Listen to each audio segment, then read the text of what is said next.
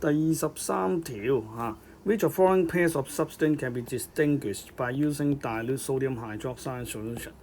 呢一個 NaOHAQ 咧，佢話可以 distinguish 下邊嗰啲 pairs 嗰啲 substance。咁佢冇提及到 excess 嘅，咁其實係唔排除佢可以用一個 excess 嘅 sodium hydroxide 去做 distinguish 㗎。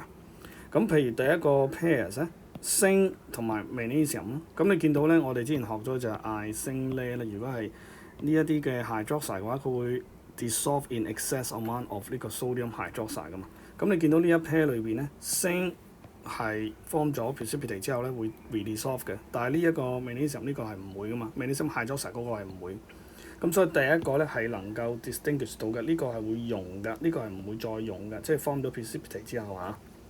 好啦，跟住第二個 pair 咧就係一個係 lead， 一個係 aluminium 啦。你見到有 aluminium 啦，同埋有 lead 嘅，所以咧大家都會 dissolve 嘅，咁所以咧兩個都會 dissolve， 咁就分唔到啦。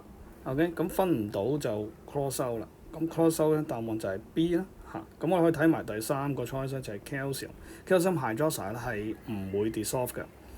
咁而 lead-2 hydroxide 咧係會 redissolve in excess NaOH 嘅，所以佢都分到啦。一個係會 redissolve 啦，一個係唔會 redissolve 㗎。OK。